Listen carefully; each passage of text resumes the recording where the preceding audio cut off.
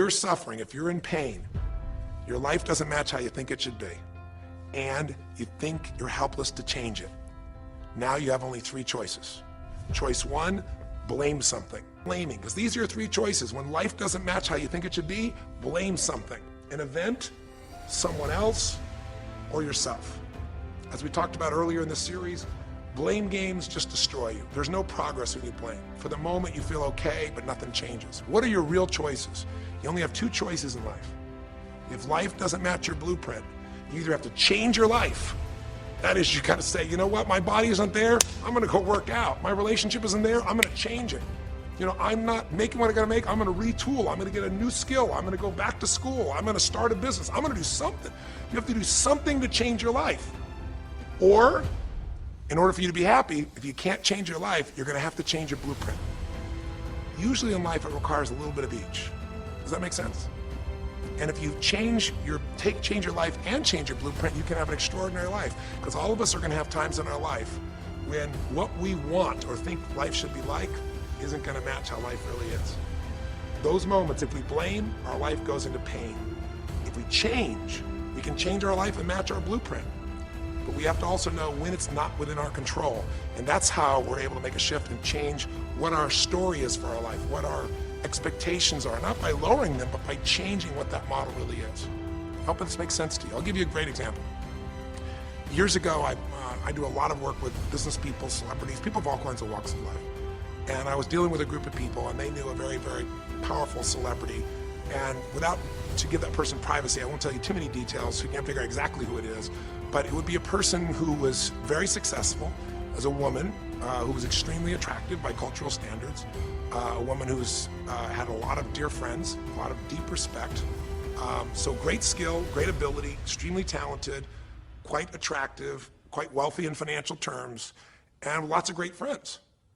This would be, for most people's idea, the ultimate blueprint. If your life matches that description, you must have an incredible life. But ironically, this particular individual, as famous as they were, was depressed all the time. They had seemingly everything, and yet the person was depressed. How do you get depressed when you're smart and you're strong and you're beautiful and you got great friends and you're rich and you're famous? Well, it's real simple. People said, I don't know what it is. Everyone's tried to help her. She's been through counseling. She's got all these different drugs. Nothing's working. She's taking antidepressants and she's still depressed. Which is not uncommon, by the way.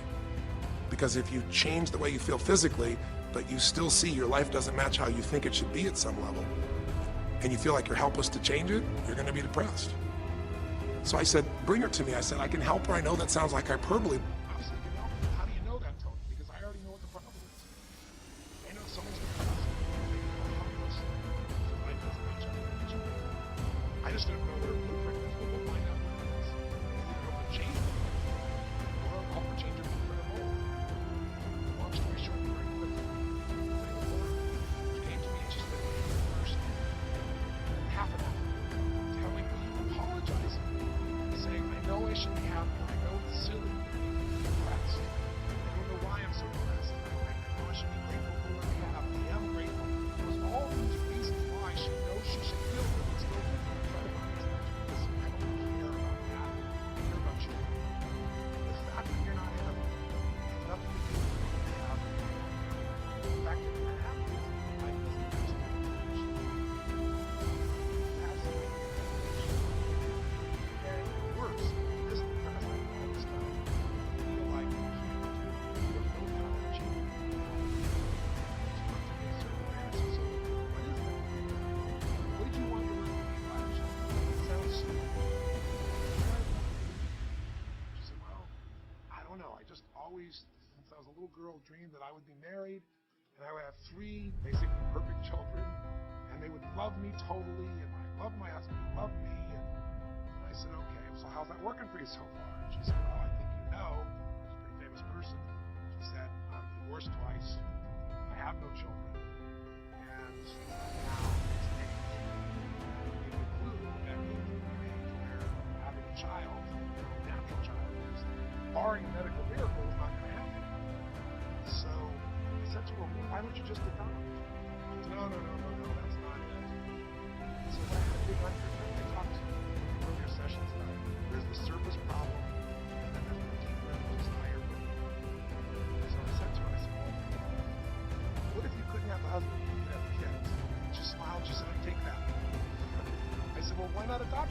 no, it has to be my own blood children. I kept digging to find out what behind it. Because your blueprint is just a projection of what you think you need to be happy. But as human beings, we're notoriously ineffective at knowing it's going to make us happy. So much that we think we're going to make us happy, we get there and we go, is this all there is? So many things that we think are going to make us miserable and we can never deal with, we go through it and we can handle it. We're not good at projecting these things. All kinds of studies will show this. So I said to her, well, what are you hoping to get from these 3 children? Why do they have to be your blood children? And she finally said, well, if they're my blood children, I know they'll always love me. They'll never leave me. What was she looking for? Unconditional love. She had this big blueprint that said, White House, picket fence, 3 children, perfect husband, all these different things. But what was behind that was a need to feel like she could have love that would be certain and wouldn't go away. So I can help her meet that need. So I said to her, I said, well, maybe one reason you don't have a husband is because every time you look at one, you're trying to figure out if he's going to get you those 3 kids in time and how that's going to happen. And maybe he feels a little stressed when you're looking at him this way because he can feel what's going on behind your bed, even if he doesn't know what the words are. And she started to laugh. She goes, I guess I've probably been that way a good portion of my life. And she goes, people wonder, why I'm so uptight. I said, you're uptight because you felt like you're running out of time trying to meet some picture. But I said, all you really want is love. I said, don't you have a lot of love in your life? Tell me about your friends. And gradually, I got her to start seeing this love that she was trying to get was already here. It didn't match the picture. Maybe we could paint a new picture of what life could really be like and make sure that picture met her deepest needs.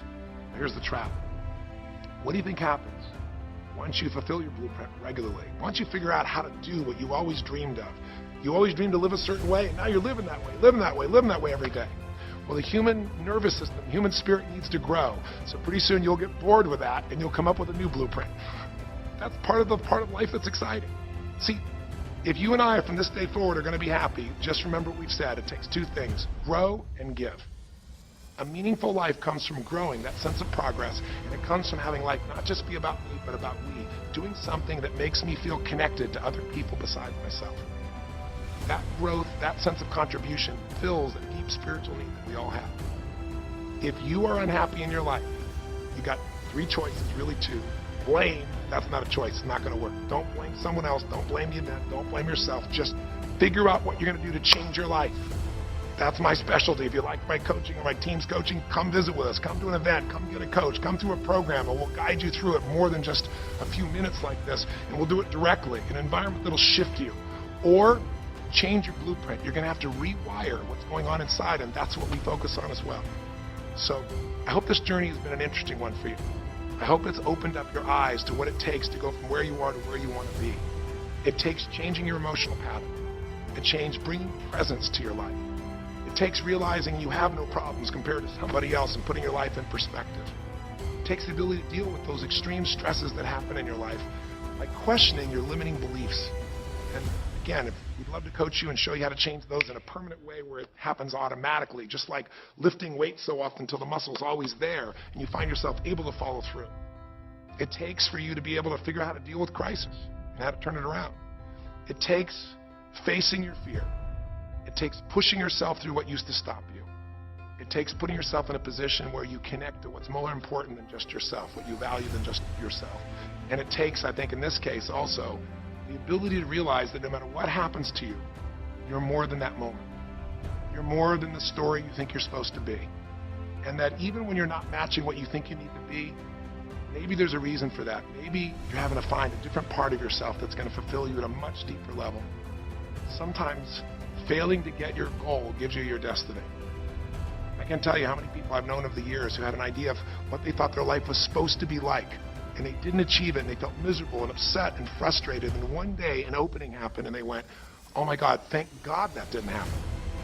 I think it's Garth Brooks had a great song, and it's a song about when he was in high school, and he was in love with this girl, infatuated with her, and she didn't even know that he existed. And he prayed to God every day that she would notice him, that she would fall in love with him.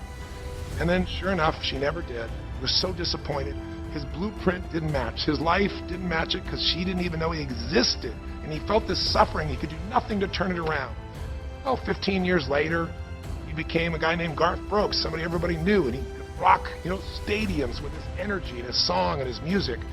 And he goes back to be at his high school reunion. I think it was his 15-year reunion, if I remember correctly. I don't remember the exact year, but all I remember is he said he saw that woman that he was so obsessed by. He was looking forward to seeing her. And now he was Garth Brooks, and he met her. And after he met her and spent some time with her, he wrote a song called Thank God for Unanswered Prayers. Sometimes not getting your blueprint's the best thing that ever happened, because the disappointment drives you to find something more important inside of you. Or not getting it makes you look for another aspect of your life, a spiritual aspect, a family aspect, a physical aspect. If you can just trust that life doesn't happen to you, it happens for you, then you can find in any situation a benefit that can take your life to the next level.